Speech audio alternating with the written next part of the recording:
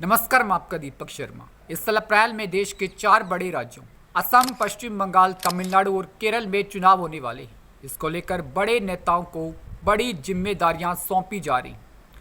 कांग्रेस की तरफ से बड़ा दाव चला गया है। कांग्रेस के वायनाड से शासन प्रियंका गांधी वाड्रा को असम चुनाव की कमान सौंपी गई है। लेकिन सवाल इसके बीच यह भी उठा कि चुनाव तो केरल में भी है। ऐसे में प्रियंका गांधी को वहां की जिम्मेदारी क्यों नहीं दी गई? कांग्रेस ने प्रियंका गांधी को असम विधानसभा चुनाव स्क्रीनिंग कमेटी का अध्यक्ष बनाया है। कांग्रेस ने पहली बार प्रियंका गांधी को किसी राज्य की उम्मीदवार चयन स्क्रीनिंग कमेटी का अध्यक्ष बनाया है। इसी पार्टी हेमंत बिस्वा के खिलाफ रणनीतिक कदम और संगठन में प्रियंका गांधी की बढ़ती भूमिका के रूप में देख रही है। स्क्रीनिंग कमेटी में प्रियंका गांधी की जिम्मेदारी हर विधानसभा सीट के लिए उम्मीदवारों की निष्ठा, लोकप्रियता को देखना है। दल बदल की आशंका को देखते हुए उम्मीदवारों की छंटनी का काम भी स्क्रीनिंग कमेटी के जिम्मे होता है। उम्मीदवारों के फाइनल नाम का चयन हालांकि केंद्रीय चुनाव समिति ही करती है, लेकिन उम्मीदवारों के नाम स्क्रीनिंग कमेटी द्वारा ही केंद्रीय चुनाव समिति को भेजे जाते हैं। जिन 4 राज्यों में चुनाव हो रहे हैं उनमें तमिलनाडु और बंगाल में कांग्रेस को ज़्यादा खास उम्मीद नहीं है, लेकिन असम और केरल वो राज्य हैं जहां कांग्रेस पिछले 10 सालों से प्रमुख चैलेंजर रही है। 2016 में केरल में बनी वामपंथियों की एलडीएफ सरकार ने परंपरा को तोड़ते हुए 2021 में लगातार दूसरी बार जीत दर्ज की। वहीं असम में 15 साल से सत्ता में रही कांग्रेस की तरुण गोगोई सरकार को उखाड़कर भाजपा ने अपने पैर गहरे जमा ली हैं। दोनों ही राज्यों में कांग्रेस वापसी की उम्मीद लगाई बैठी है। असम में प्रियंका गांधी की जिम्मेदारी सिर्फ इस बार ही नहीं बल्कि पिछली बार भी बड़ी थी।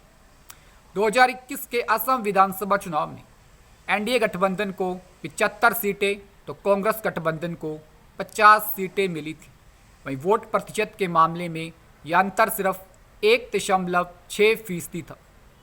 कांग्रेस को लगता है कि पूरी ताकत के साथ अगर चुनावी मैदान में इस बार उतरा जाए तो राह इस बार आसान हो सकती है। चुनावी राज्यों में असम एक ऐसा इकलौता राज्य है या कांग्रेस और बीजेपी के बीच सीधी टक्कर है। असम में प्रियंका गांधी के लिए बड़ी चुनौती मुख्यमंत्री हेमंत बिस्वा है, जिनके चेहरे पर ही बीजेपी चुनाव असम में लड़ रही है। हेमंत बिस्वा यानी वह चेहरा जो गांधी परिवार का मुखर आलोचक रहा है।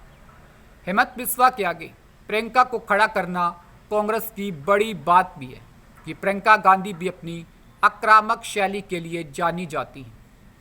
कांग्रेस के भीतर यह माना जा रहा है कि शासन और संगठन में प्रियंका की भूमिका लगातार बढ़ रही है। प्रियंका गांधी को अब तक मिली चुनावी जिम्मेदारियों की बात करें तो 2019 में कांग्रेस में औपचारिक एंट्री मिलने और महासचिव बनाए जाने से पहले प्रियंका गांधी अमेठी और रायबरेली में चुनावी जिम्मेदारी संभालती नजर आ रही थी। लेकिन 2019 के आम चुनाव में प्रियंका गांधी को पूर्वी उत्तर प्रदेश का कांग्रेस प्रभारी बनाया जाता है।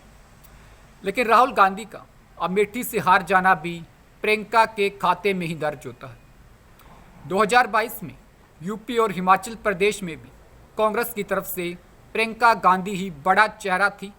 यूपी में कांग्रेस को जहां सिर्फ 2 सीटें ही मिली तो हिमाचल प्रदेश में कांग्रेस सरकार बनाने में कामयाब रही। लेकिन सवाल यह भी है कि केरल में प्रियंका गांधी को बड़ा चेहरा क्यों नहीं बनाया गया? स्थानीय चुनावों के नतीजे एलडीएफ के लिए चिंताजनक रहे तो कांग्रेस के लिए भी हैरान करने वाले थे। केरल में कांग्रेस के लिए चुनौती यह भी है कि केरल कांग्रेस में ही कई पावर सेंटर बन चुके हैं। एक तरफ के.सी. वेणुगोपालन है तो दूसरी तरफ शशि थरूर जैसे फ्री रेडिकल नेता हैं। लेकिन क्या बीजेपी की तरह कांग्रेस भी अब प्रयोगवादी राजनीति कर रही है?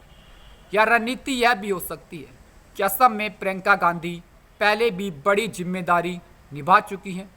प्रियंका गांधी को कांग्रेस में एक ऐसे नेता के तौर पर जाना जाने लगा है जो स्टेट फॉरवर्ड निर्णय लेने के लिए जानी जाती है। ससन में जब भाषण दिया तो कोई पक्ष के नेता चुप करवा दिए। असम में प्रियंका गांधी की भूमिका को बड़े कदम के तौर पर देखा जा रहा है कि कांग्रेस के इतिहास में पहली बार गांधी परिवार की सदस्य प्रियंका गांधी को किसी राज्य की उम्मीदवार चयन स्क्रीनिंग कमेटी का चेयरपर्सन बनाया गया है। लेकिन असम चुनाव के नतीजे उनका बड़ा चेहरा बनने में निर्णायक भूमिका निभाएंगे और देश की राजनीति से पहले उत्तर प्रदेश में भी प्रियंका गांधी की रणनीति की दिशा तय करेंगे। नमस्कार, उम्मीद करते हैं वीडियो अच्छी लगी होगी। वीडियो को लाइक कीजिए, शेयर कीजिए, चैनल को सब्सक्राइब कीजिए। धन्यवाद।